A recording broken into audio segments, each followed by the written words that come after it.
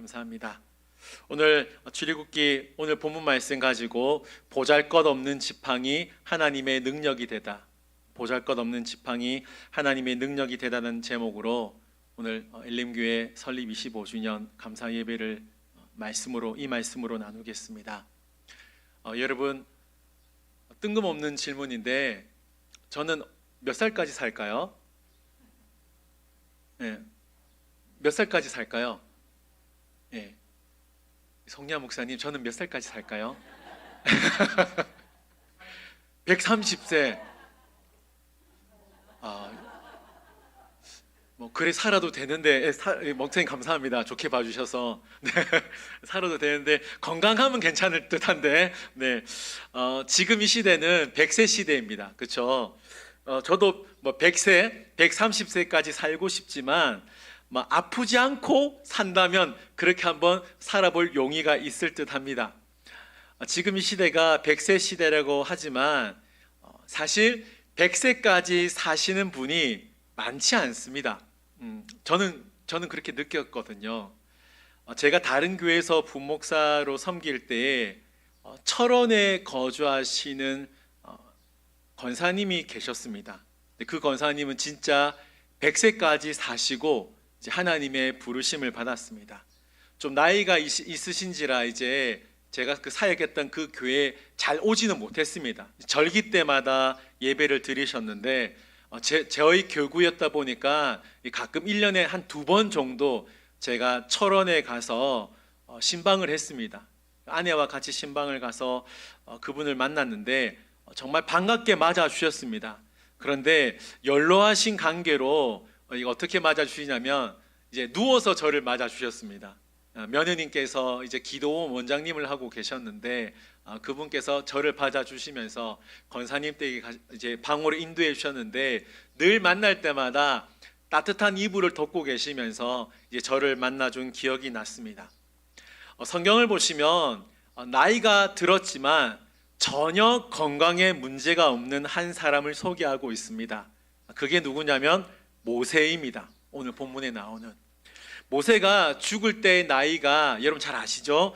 120세였습니다. 그렇죠? 그런데 성경에 보면 모세를 어떻게 평가하냐면 그의 눈은 흐리지 아니하고 기력이 쇠하지 아니했다 소개할 정도로 사실은 더 살아도 어떻게 보면 모세가 진짜 130살까지 살아도 이상하지 않을 사람이 바로 오늘 본문에 나오는 모세였다는 것이죠.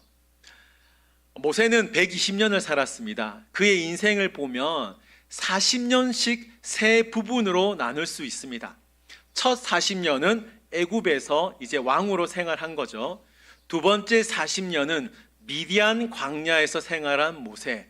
마지막 40년은 하나님의 부르심을 받은 모세가 되어 이스라엘 백성들을 출애굽하여 가나안 땅 입성 직전까지 인도한 사람이 모세. 이렇게 세 부분으로 인생을 나눌 수 있다는 것입니다.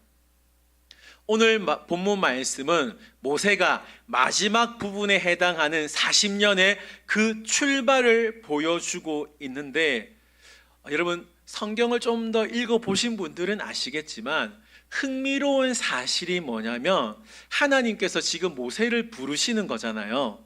그러니까 하나님의 부르심이라 할 수 있겠죠. 이 하나님의 부르심을 보면 출애굽기 3장 1절부터 시작됩니다. 그리고 오늘 본문 우리가 읽진 않았습니다만 4장 20절까지 하나님께서 모세를 부르신다는 것이죠. 여러분 이게 엄청나게 큰 분량이라는 겁니다. 3장 1절부터 4장 20절까지 하나님이 지금 큰 분량, 그러니까 전부 다 따지면 42절에 해당합니다. 42절을 할당하면서 지금 모세를 부르시고 있다는 것이죠. 하나님께서 다른 선지자들을 부르시는 어떤 인물을 부르시는 장면을 보면 사실은 좀 짧습니다. 짧은데 희한하게 모세의 부르심만큼은 유독 길게 다루고 있다라는 것이죠. 그 부르심을 잘 보면 하나님이 부르시고 모세가 거절합니다. 하나님이 부르시고 모세가 거절합니다. 하나님이 부르시고 모세가 거절합니다. 총 몇 번 거절합니까? 네, 3번 거절하고 있다라는 것이죠. 출애굽기 3장을 보시면 하나님께서 호렙산에서 모세를 처음 부르십니다. 자, 출애굽기 3장 2절 말씀입니다. 3장 2절 말씀을 보시면 제가 읽어드릴게요. 여호와의 사자가 떨기나무 가운데로부터 나오는 불꽃 안에서 그에게 나타나시니라. 그가 보니 떨기나무에 불이 붙었으나 그 떨기나무가 사라지지 아니하는지라. 아멘. 자, 여러분 말씀을 잘 보시면 하나님께서 가시떨기나무에서 모세를 부르시고 계시다는 겁니다. 자, 만약에 저와 여러분들이 모세라고 한다면, 똑같은 상황이라면 하나님이 부르신다면 어떤 반응을 보여야 될까요? 일반적으로는 어떤 반응일까요? 이사야 선지자처럼 내가 여기 있나이다, 나를 보내소서, 이런 부르심에 좀 소통이 되는 부르심이 있어야 됐다는 것이죠. 그런데 모세는 어떻게 하냐면 오히려 거절을 한다라는 겁니다. 그럼에도 불구하고 하나님이 어떻게 하시냐? 9절과 10절 말씀 보겠습니다. 9절과 10절 말씀 보시면 하나님이 이르시되 모세에게 이제 좀 가라는 겁니다. 10절 말씀 보면 내가 너를 바로에게 보내어 너에게 내 백성 이스라엘 자손을 애굽에서 인도하여 내게 하리라 말씀하셨다는 거죠. 하나님께서 이 정도 말씀하셨으면 모세는 어떻게 하면 될까요? 못 이기는 척하고 예, 주님 가겠습니다, 아멘 하면 되겠죠. 그런데 출애굽기 3장 11절 말씀 보십시오. 모세가 하나님께 아뢰되 내가 누구이기에 바로에게 가며 이스라엘 자손을 애굽에서 인도하여 내리까? 하나님의 부르심에 모세의 첫 번째 반응이 뭐냐면 이의제기입니다. 내가 누구이기에. 여러분 질문 하나 드리겠습니다. 저와 여러분 가운데 하나님 목소리를 실제로 들으신 분 계십니까? 손을 들어 표해 주시기 바랍니다. 없으시네요. 예, 다행입니다. 손 들까봐 되게 조마조마했습니다. 어저께 설교 준비하면서. 모세가 대단한 이유가 뭐냐면 하나님의 목소리를 실제로 들은 사람이라는 것이죠. 자, 그렇다면 하나님께서 모세를 부르실 때 이의 제기하는 것이 아니라 이유 불문하고 순종해야 된다라는 것입니다. 그게 모세의 역할이었다는 것이죠.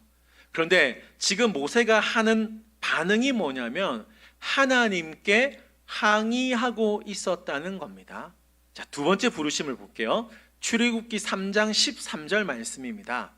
모세가 하나님께 아뢰되 내가 이스라엘 자손에게 가서 이르기를 너희의 조상의 하나님이 나를 너희에게 보내셨다 하면 그들이 내게 묻기를 그의 이름이 무엇이냐 하리니 내가 무엇이라고 그들에게 말하리까? 아멘.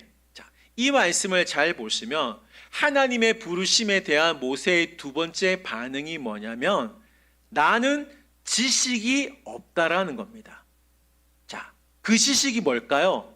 모세 입장에서 보면 나는 하나님에 대한 지식이 없습니다. 이게 모세의 마음이었다는 거죠. 내가 하나님을 잘 모르는데 내가 어떻게 이스라엘 백성들에게 갈 수 있겠습니까? 라고 하나님 앞에 지식에 대한 문제를 말씀하고 있다는 것입니다. 자, 세 번째 반응 보겠습니다. 출애굽기 4장 1절 말씀입니다. 모세가 대답하여 이르되 그러나 그들이 나를 믿지 아니하며 내 말을 듣지 아니하고 이르기를 여호와께서 내게 나타나지 아니하셨다 하리이다. 아멘. 하나님의 부르심에 대한 모세의 세 번째 반응이 뭐냐면 공신력에 대한 문제입니다. 이게 무슨 말이냐면 모세는 하나님 앞에 사람들이 나를 믿지 않을 것인데 내가 누구인지도 잘 모를 텐데 내가 이스라엘 백성들을 찾아가야 할 이유가 무엇입니까? 하나님께 반문하고 있다라는 것입니다. 사실 모세의 거절, 이 모세의 반응은 충분히 납득이 되는 반응이라는 거죠. 모세의 현재 나이가 80세입니다. 노인입니다. 이 노인이 당시에 천하를 호령하고 있던 바로 왕 앞에 갈 수 있을까요? 설령 바로 왕 앞에 간다 할지라도 바로 왕이 이스라엘 백성들을 순순히 놓아 주겠냐는 것입니다. 그러니까 모세가 아무리 생각해 보아도 이게 납득이 되지 않는다는 겁니다. 저도 모세의 생각에 충분히 동의합니다. 그러나 우리가 절대로 놓치지 말아야 될 사실이 뭐냐면, 하나님은 지금 모세의 사항을 몰라서 부르시는 것이 아니라 알고 있어서 부르신다는 겁니다. 이게 우리가 놓치면 안 된다는 사실이죠. 하나님은 지금 모세가 처한 형편을 다 알고 계셨기 때문에 지금 모세를 부른다는 겁니다. 그런데 문제는 뭐예요? 그 부르심이 계속 있지만 모세가 그 부르심을 거절하고 있다라는 것입니다. 이때 하나님께서 오늘 본문에서 하나님의 질문이 시작됩니다. 4장 2절 말씀입니다. 우리 이 말씀은 다 같이 한번 읽겠습니다. 시작.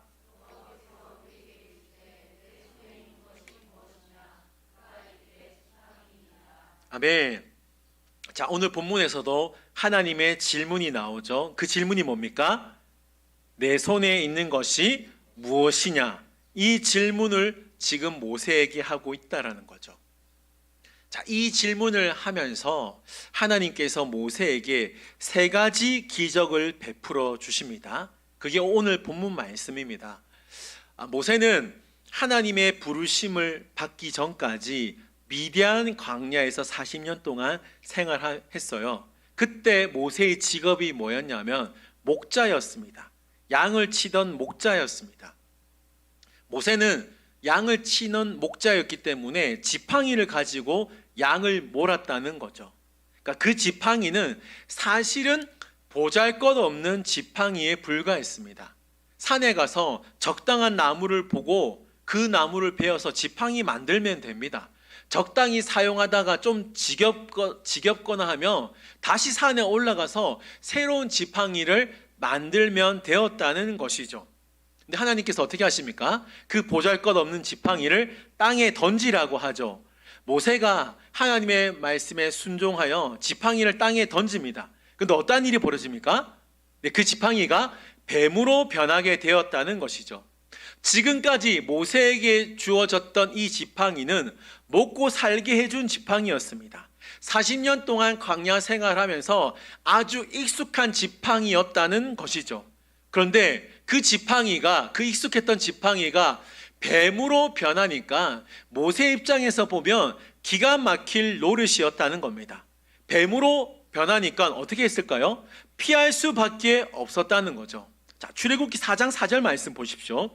여호와께서 모세에게 이르시되 내 손을 내밀어 그 꼬리를 잡으라. 그가 손을 내밀어 그것을 잡으니 그의 손에서 지팡이가 된지라. 아멘. 자, 모세는 본능적으로 뱀이 나타나자 부정한 짐승이었기 때문에 또 물리면 독이 퍼져 죽을 수 있었기 때문에 본능적으로 피합니다. 그런데 하나님은 뭐라 그러시죠? 네 손을 내밀어 꼬리를 잡으라고 합니다. 자, 여러분, 일반적으로 뱀을 잡으면 어디를 잡아야 합니까? 네, 머리를 잡아야 합니다.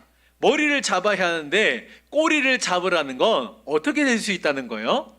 네, 뱀에게 물릴 수 있다라는 겁니다. 그러니까 지금 하나님은 정말 어이없는 부탁을 하고 있다라는 것이죠. 그런데 어떠한 일이 벌어집니까? 모세가 또 순종을 해요. 신기하게도 뱀의 꼬리를 잡자 어떻게 됩니까? 그 뱀이 무는 것이 아니라 다시 모세가 갖고 있었던 그 지팡이로 변하게 되었다는 겁니다. 하나님은 이 기적을 보여주고 모세가 정말 깨닫기를 원했다는 겁니다. 그 깨달음이 뭐냐면 하나님은 인간의 상식과 기준을 뛰어넘어 하나님의 일을 하신다는 겁니다. 자, 여러분, 정말 쉬운 문제입니다. 지팡이를 잡는 게 쉬워요? 뱀의 꼬리를 잡는 게 쉬워요? 네, 그렇죠. 지팡이를 잡는 게 훨씬 쉽고 훨씬 안전하다는 것이죠. 하나님께서 지금 모세에게 뱀의 꼬리를 잡으라고 하시는 이유는 에이, 너 뱀한테 물려 죽어봐라, 이게 지금 아니라는 겁니다. 뱀에게 물려서 죽으라는 게 하나님의 마음이 아니라 하나님의 마음은 지금 모세가 갖고 있었던 상식과 기준이 아니라 내가 너를 부르는 것은 너의 상식과 기준이 아니라 하나님의 능력으로 너를 부르는 거고 앞으로도 하나님의 능력으로 너는 나의 부르심에 사역하게 될 거야. 이걸 보여주기 위해서 뱀의 꼬리를 잡으라고 하신 것입니다. 우리가 최근에 새벽기도 시간마다 민수기를 살펴보았습니다. 민수기에 등장하는 이스라엘 백성들을 보십시오. 사실은 진짜 형편없는 모습이었습니다. 40년 동안 광야 생활한다는 것이 사실은 절대로 쉬운 일이 아니었다는 거죠. 그런데 우리가 민수기를 살펴보면서 뭘 알았습니까? 인간의 상식과 기준을 뛰어넘어 하나님께서 이스라엘 백성들을 위하여 일하셨다는 겁니다.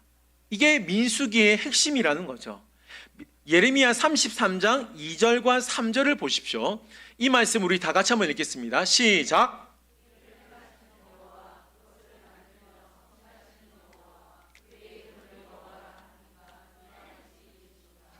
너는 내게 부르짖으라. 내가 내게 응답하겠고 내가 알지 못하는 크고 은밀한 일을 내게 보이리라. 아멘. 자, 무슨 말인가요?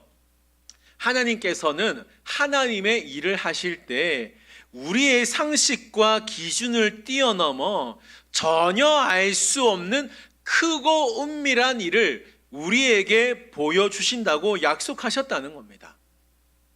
인간의 상식과 기준으로 보면 다니엘은 사자굴에 들어가면 죽어야 된다는 거예요. 인간의 상식과 기준으로 보면 오병이어로 절대로 5,000명을 먹을 수 없다라는 겁니다. 인간의 상식과 기준으로 보면 예수님은 십자가에 죽으셨죠. 그러면 그게 끝났다는 겁니다. 끝난 인생이라는 거예요. 그러나 우리가 절대로 놓치면 안 되는 사실이 뭡니까? 하나님은 우리에게 분명히 말씀하셨습니다. 나는 스스로 있는 자라고 말씀하셨습니다. 여러분, 이 사실을 절대 놓치면 안 됩니다. 이 말씀의 의미가 뭡니까? 나는 스스로 있는 자. 이게 무슨 말인가요? 하나님은 제한도 없고 한계도 없는 유일한 자라는 겁니다. 다시 말하면 하나님은 우리의 얕은 이성과 지식을 뛰어넘는, 다 이해할 수 없는 유일하신 분이 하나님이시라는 겁니다. 하나님이 인간의 상식에 개입하면 반석에서 물이 나는 게 이상한 게 아닙니다. 하나님이 인간의 상식에 개입하면 물이 변하여 포도주 되는 게 그게 이상한 게 아닙니다. 죽은 자가 살아나는 게 이상한 게 아닙니다. 우리의 심령이 변하는 것, 우리의 절망이 소망으로 바뀌고 슬픔이 기쁨으로 바뀌는 게 이상한 게 아니라는 겁니다. 왜냐하면 하나님은 스스로 계시는 유일하신 분이시기 때문입니다. 여러분, 이 사실을 우리가 기억을 해야 된다는 것이죠. 자, 첫 번째 모세의 기적이 뭐라 그랬죠? 지팡이가 뱀으로 변한 거예요. 자, 두 번째 기적입니다. 오늘 본문 6절입니다. 6절 보시면 여호와께서 또 그에게 이르시되 내 손을 품에 넣으라 하시매 그가 손을 품에 넣었다 내어보니 그의 손, 모세의 손이 어떻게 됩니까? 예, 나병, 문둥병에 걸리게 되었다는 거죠. 신기하게도 모세는 거절하고 있습니다만 하나님의 말씀이 어떡합니까? 예, 순종하고 있어요. 이게 참 대단한 신기하긴 해요, 여러분. 거절하는데 순종은 하고 있어요, 여러분. 그게 참 신기하지 않습니까? 하나님께서 두 번째로 모세에게 네 손을 품에 넣으라 했습니다.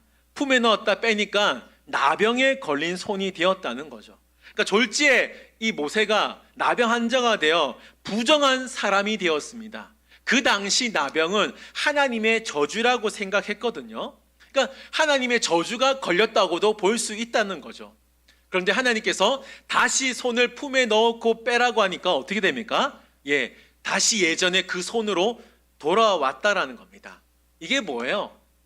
모세야, 너의 능력, 너의 기준, 너의 상식으로 내가 일할 게 아니라는 걸 다시 한번 보여주었다는 겁니다. 자, 세 번째 기적 볼게요. 9절입니다. 그들이 이 두 이적을 믿지 아니하며 내 말을 듣지 아니하거든 너는 나일강 물을 조금 떠다가 땅에 부으라. 내가 떠온 나일강 물이 땅에서 뭐가 된다 그러죠? 네, 피가 되리라. 하나님이 모세에게 보여주신 세 번째 기적이 뭐냐면 나일강 물을 땅에 부으면 뭐가 된다? 예, 피가 된다는 겁니다. 그 당시 애굽 사람들은 나일강 물을 아주 신성시 여겼다는 겁니다. 근데 그 신성시하게 여겼던 그 나일강 물, 생명수와 같은 그 나일강 물을 땅에 부어서 피가 된다라고 생각해 보세요. 애굽 사람들도 그렇고 그 당시 노예로 살고 있었던 이스라엘 백성들도 놀랄 수밖에 없다라는 겁니다. 뭘 말한다고요? 계속해서 하나님은 상식과 기준을 뛰어넘어 내가 일하겠다는 겁니다. 이 기적의 시작이 뭐냐면 내 손에 있는 것이 무엇이냐, 이 질문으로 시작했다라는 겁니다. 여러분, 우리가 읽진 않았습니다만 사실은 제가 3장 1절부터 4장 20절까지 읽어야 되거든요. 근데 그렇게 읽으면 너무 길지 않습니까? 그래서 읽지 않았는데 오늘 본문에서 절대로 놓치면 안 되는 말씀이 있습니다. 4장 20절 말씀이거든요. 자, 4장 20절 보세요. 한번 보여주실까요? 우리 이 말씀 다 같이 한번 읽겠습니다. 모세가 그의 아내와 아들들을 나귀에 태우고 애굽으로 돌아가는데 모세가 하나님의 지팡이를 손에 잡았더라. 아멘. 자, 이 말씀은 절대 잊으시면 안 됩니다. 하나님은 모세의 손에 들려져 있던 보잘것없는 지팡이를 결국 4장 20절에서 그 똑같은 지팡이인데 누구의 지팡이가 되어져 있었습니까? 네, 하나님의 지팡이가 되어져 있었다는 거예요. 출애굽기 전부 다 읽어보시면 출애굽기에 지팡이라는 단어가 무려 21번 반복되고 있습니다. 예를 들어 볼게요. 출애굽기 9장 23절입니다. 한번 보여주실까요? 모세가 갖고 있는 그 지팡이예요. 똑같은 지팡이에요. 모세가 하늘을 향하여 지팡이를 들매 여호와께서 우레소리와 우박을 보내시고 불을 내려 땅을 달리게 하시니라. 여호와께서 우박을 애굽 땅에 내리시매. 아멘. 자, 이 말씀을 잘 보시면 모세가 가지고 있던 그 지팡이를 하늘을 향해 드니까 어떤 일이 벌어집니까? 하늘에서 우박과 불이 떨어졌다라는 겁니다. 그리고 출애굽기 14장 16절 말씀 보세요. 지팡이를 들고 손을 바다 위로 내밀어 그것이 갈라지게 하라. 이스라엘 자손이 바다 가운데서 마른 땅으로 행하리라. 아멘. 모세가 가지고 있던 그 지팡이를 내밀었을 때 어떻게 됩니까? 홍해가 갈라지고 이스라엘 백성들이 손쉽게 홍해를 건너갈 수 있었다는 겁니다. 이 외에도 우리가 잘 알고 있는 지팡이를 반석에 치니까 반석에서 물이 터져 나오게 되었다는 것이죠. 여러분, 이 놀라운 시작이 2절부터 시작되었고요. 그리고 17절 말씀 보십시오. 17절 말씀 보시면 너는 이 지팡이를 손에 잡고 이것으로 뭘 행하라 그러죠? 이적을 행할지니라. 아멘. 2절부터 나오는 그 지팡이가 17절에서 그 지팡이 똑같은 지팡이인데 이 지팡이로 이적을 행해라 하고 20절에서는 그 지팡이를 하나님께서 하나님의 지팡이로 표현하셨다는 겁니다. 자, 모세의 지팡이를 잘 보세요. 모세의 지팡이는 하나님을 만나기 전까지는 그냥 나무 지팡이에 불과했다라는 겁니다. 보잘것없는 지팡이가 보잘것없는 지팡이였다는 거죠. 그런데 그 지팡이, 모세의 지팡이가 결국 4장 20절에서는 누구의 지팡이로 바뀌었습니까? 네, 하나님의 지팡이로 바뀌었다는 겁니다. 똑같은 모세의 지팡이였지만 그 지팡이가 하나님을 만나니까, 하나님의 붙들리니까 그 지팡이가 어떻게 되었습니까? 네, 하나님의 지팡이가 되었다는 겁니다. 저는 말씀을 묵상하면서 이사야서 60장 22절 말씀이 떠올랐습니다. 말씀 보여주실까요? 우리 이 말씀 다 같이 한 목소리로 읽겠습니다. 시작.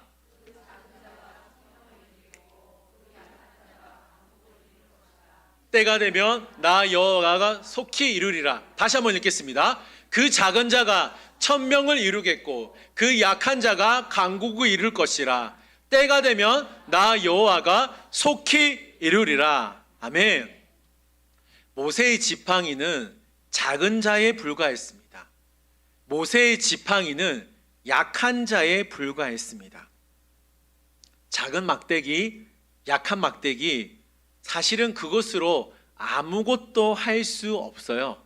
왜냐하면 부러지기 쉽기 때문입니다.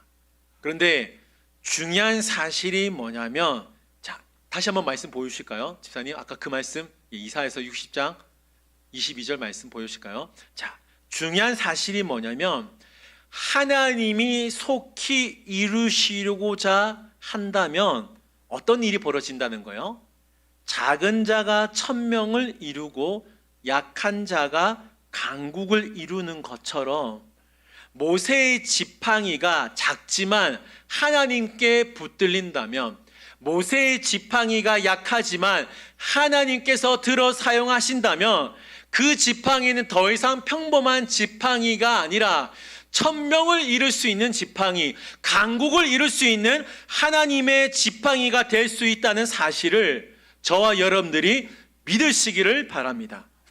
세상의 눈으로 보면 저와 여러분들은 사실은 보잘것없습니다. 볼품없는 실수투성이에 불과하다는 것이죠.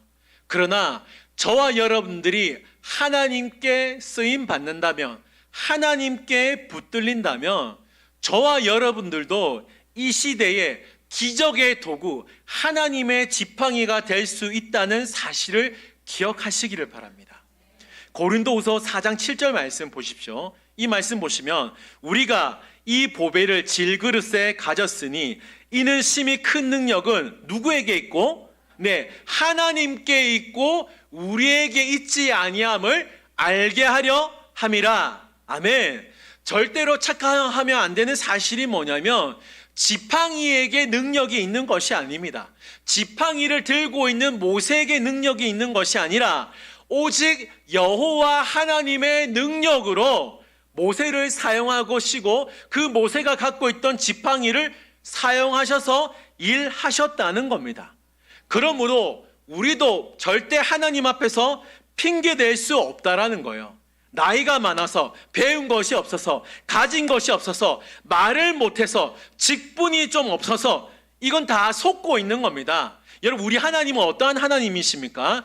길가의 돌멩이라도 아브라함의 자손으로 만드시는 분이 하나님이시라는 겁니다.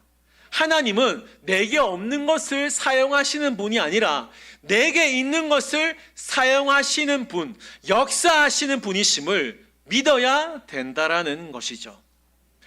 우리 엘린교회가 25주년을 맞이하였습니다.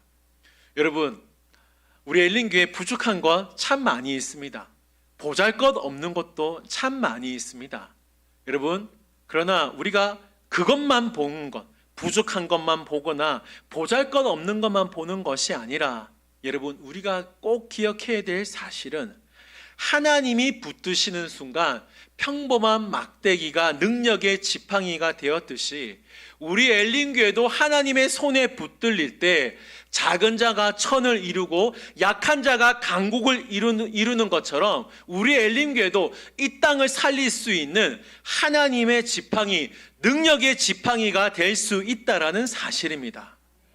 우리가 하나님께 붙들리면 된다라는 것이죠. 여러분, 꼭 기억하십시오. 능력은 우리에게 있는 것이 아니라 오직 하나님께 있습니다. 하나님께 있습니다. 그 하나님께서 우리를 통해 엘림교회를 통하여 일하실 거고, 저와 여러분들은 분명히 기적의 통로가 될 것이며 결국 우리는 이곳에서 주님의 영광을 보게 될 것입니다. 여러분, 우리 엘림교회가 더 하나님께 붙들림 받을 수 있는 교회 될 수 있도록 기도해 주시기를 바랍니다. 우리 엘림교회 모든 성도들이 하나님의 손에 붙들림으로 말미암아 보잘것없는 지팡이로 끝나는 것이 아니라 하나님이 사용하시는 지팡이, 하나님의 능력이 되는 지팡이가 됨으로 말미암아 우리 엘림교회가 정말 평안하여 든든히 서갈 수 있는 우리 다음에 엘림교회 될 수 있기를 주님의 이름으로 축원드립니다. 아멘. 우리 들은 말씀 기억하면서